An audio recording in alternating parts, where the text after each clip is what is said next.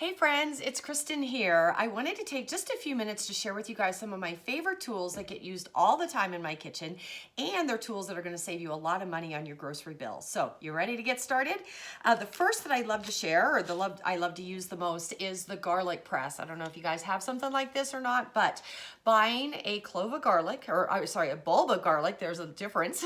If you buy a bulb of garlic, it is a whole lot cheaper and tastes a whole lot better than buying the jarred minced garlic, because that just has preservatives and oil and it just does not have the right flavor as fresh garlic. So super easy to use. When you buy a bulb of garlic, it is important that most recipes call for a clove. So it's good to know the difference. So a clove is just a little piece that you break off. Some people that don't know the difference, if they see a recipe calls for a clove of garlic, they might use the whole bulb, not knowing, and that's gonna be like way too much garlic. So just one is generally all you need for most recipes to add some nice flavor. And all you do, paper and all, you don't even need to get stinky fingers, is just stick that in the little hopper here and you give it a squeeze. I hope you can see from the camera all the nice garlic that comes out of there, and that is all that delicious flavor that you want. And then when it comes time for cleaning or getting all that garlic into your recipe, this little cleaner is in the handle. I use that just to scrape off any residual garlic that needs to go into my food. And then if the paper has gotten stuck in there, I just use that to dig out the paper, and that goes in the trash, and the garlic press goes in the dishwasher. So super easy to use, super easy to clean, and no stinky fingers. And I trust me, fresh garlic tastes so much better than the jarred stuff. You're gonna be blown away by the difference. The next tool that I wanna share with you guys is the adjustable coarse grater. This is for grating your cheese, and it's adjustable because you can, open it up, and if you're making pizza or casserole, you could just, grate right onto your casserole. I like to use it, on a stand like this and grate onto my cutting board. And then for storage, it just stores nice and flat like this in your drawer or with your utensils or whatever. Now, another thing that I don't use that often, but it does come with it, and that is this food holder. And what this does is this just slides on, if I can do it while you guys are watching, just slides on here.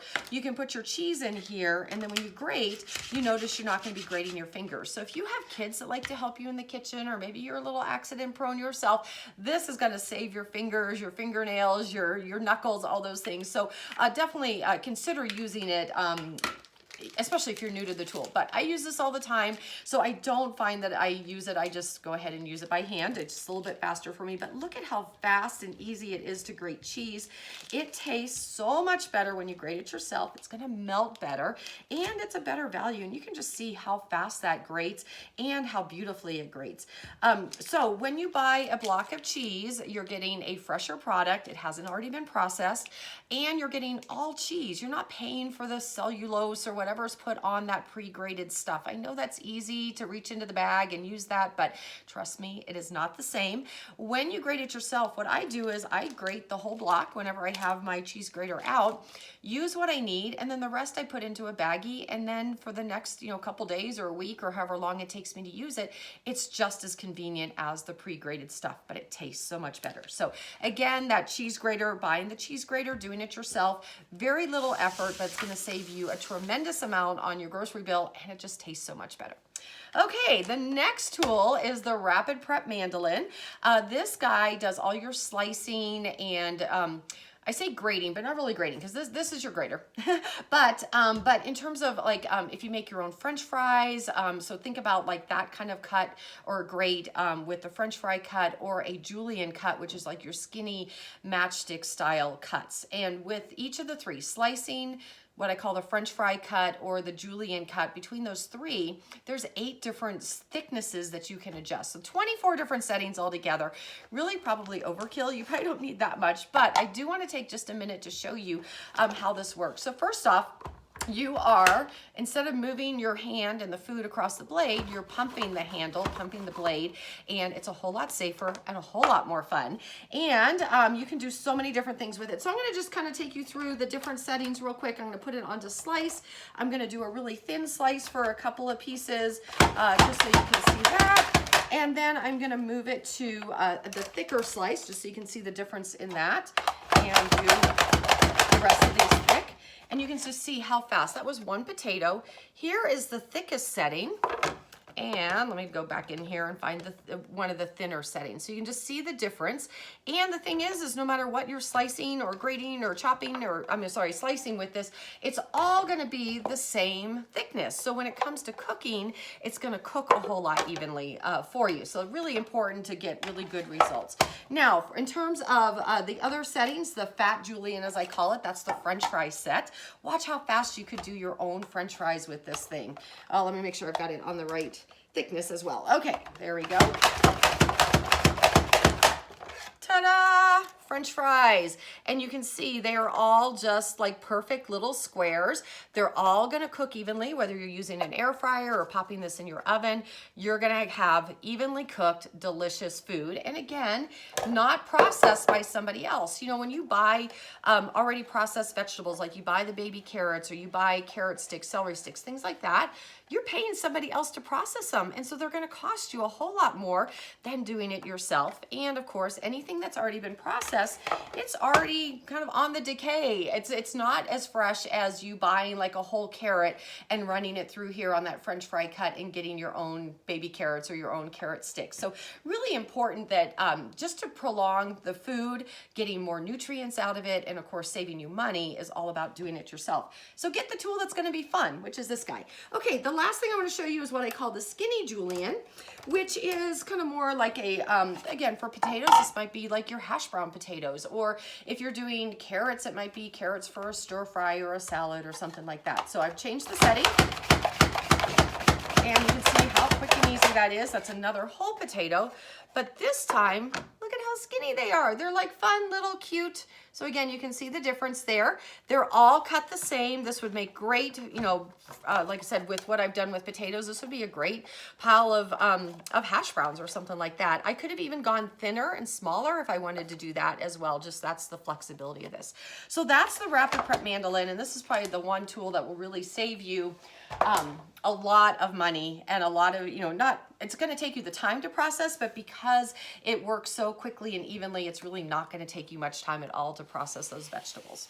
Moving on to another one of my favorites, or actually I'm going to kind of categorize these together, and that is the food chopper or the manual food processor. These two basically do the same thing.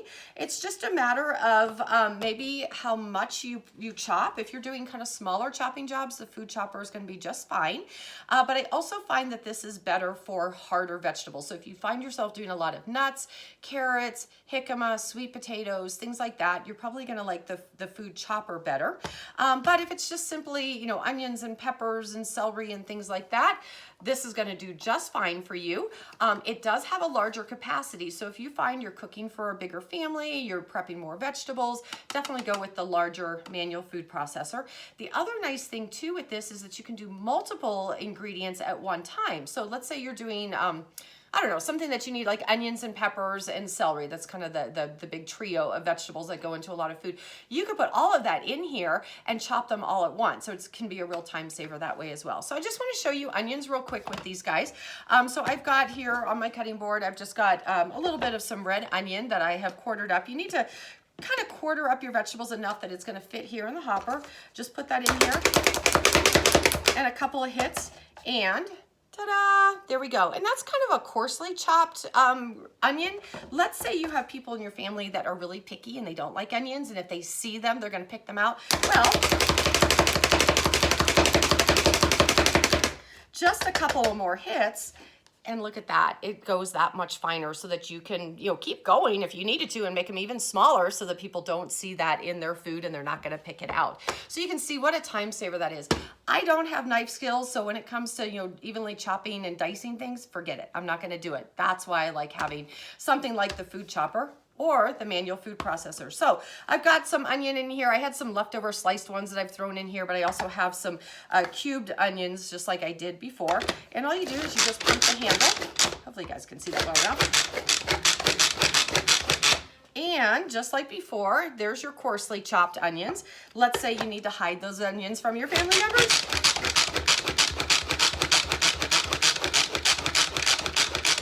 Just a couple of more hits, and it's coarsely chopped. So there you go. You can see how just having the right tool in your kitchen is gonna save you a lot of time. Plus it makes cooking more fun. Like, I don't like the prep work. I don't like the chopping, slicing, dicing, all that kind of stuff. That's drudgery to me. But with the right tool, it can be a lot of fun, and I can breeze through it really quickly, and I can get on to the fun part of cooking, which is putting it all together and marrying up those flavors. So get the right tools in your kitchen, have fun cooking, save yourself some money by having somebody else process those vegetables, or whatever you're working with, vegetables, cheese, garlic, whatever. Do it yourself. It's going to taste better, and it's going to just be better for you. It's going to have more nutrients in it than something that has already been processed and has already been sitting on the shelf for a little while. So I hope learning about my favorites has helped you, and I hope that some of these make their way into your kitchen. Happy cooking!